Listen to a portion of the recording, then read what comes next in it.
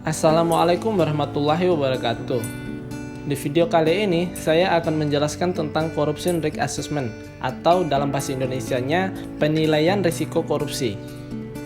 Sebelumnya, perkenalkan, nama saya Eko Aprianto Akbar, peserta Latsar CPNS Kabupaten Bima, Angkatan 41, Kelompok 4, 2021.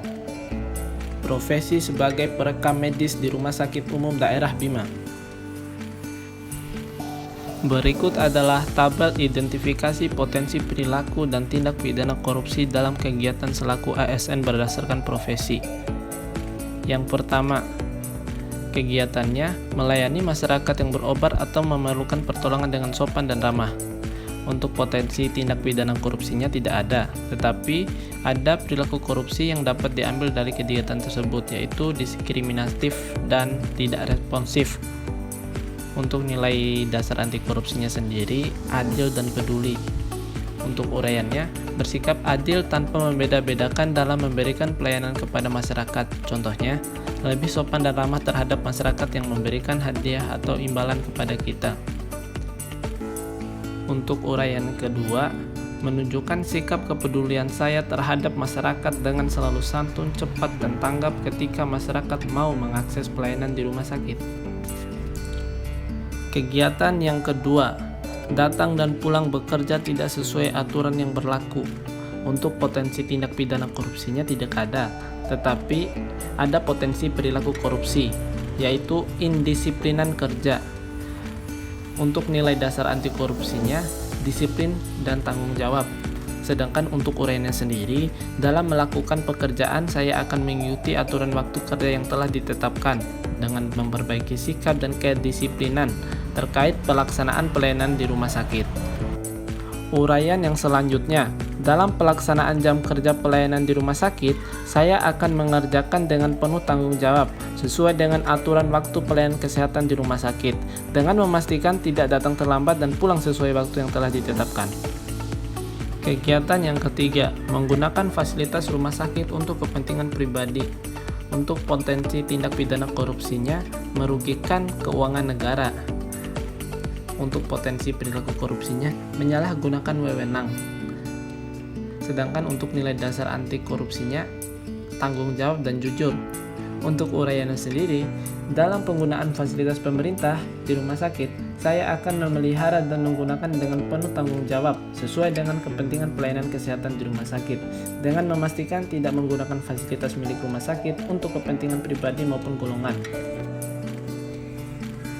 Uraian selanjutnya, dalam menjalankan wewenang, saya akan menjalankan dengan penuh kejujuran, dengan tidak menggunakan fasilitas rumah sakit untuk kepentingan pribadi dan golongan, serta bersedia untuk merawat dan memelihara fasilitas tersebut dengan baik. Tabel selanjutnya, berikut adalah tabel rancangan aktualisasi perilaku anti korupsi.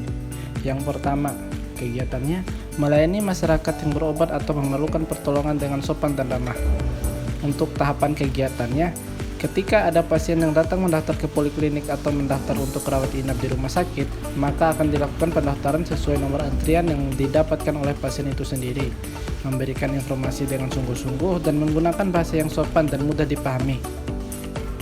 Untuk output atau hasil kegiatannya, lebih bertanggung jawab terhadap pekerjaan dengan menjunjung tinggi integritas.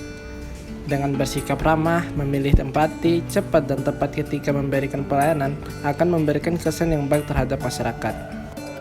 Selanjutnya, keterkaitan substansi mata pelatihan dengan nilai-nilai dasar aneka. Yang pertama, akuntabilitas. Dalam memberikan pelayanan terhadap masyarakat, saya akan selalu berusaha untuk tanggung jawab terhadap apa yang disampaikan. Nasionalisme, tidak membeda-bedakan dan bersikap adil terhadap sesama. Etika publik, selalu menggunakan bahasa yang santun. Komitmen mutu, memberikan informasi yang benar dan tidak menyesatkan. Anti korupsi, menolak secara halus segala bentuk hadiah atau imbalan. Selanjutnya, penguatan nilai-nilai organisasi.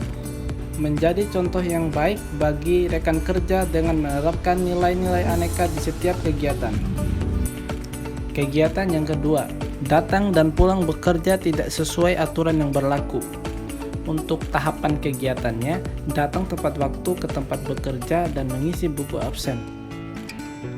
Untuk output atau hasil kegiatan, menjadikan diri lebih disiplin dalam menghargai waktu. Dalam melakukan pelayanan rumah sakit, saya akan menjaga sikap dengan penuh tanggung jawab dan disiplin dalam bekerja terkait pelaksanaan pelayanan di rumah sakit, dengan memastikan selalu bekerja sesuai dengan aturan jam kerja yang berlaku agar perilaku indisipliner tidak terjadi. Yang ketiga, menggunakan fasilitas rumah sakit untuk kepentingan pribadi. Dalam penggunaan fasilitas milik rumah sakit, saya akan memelihara dan menggunakan dengan penuh tanggung jawab, serta menjalankan wewenang dengan penuh kejujuran dengan tidak menggunakan fasilitas rumah sakit untuk kepentingan pribadi dan golongan. Terima kasih. Sekian yang dapat saya sampaikan. Lebih dan kurangnya saya mohon maaf. Wabillahi taufiq wal hidayah. Wassalamualaikum warahmatullahi wabarakatuh.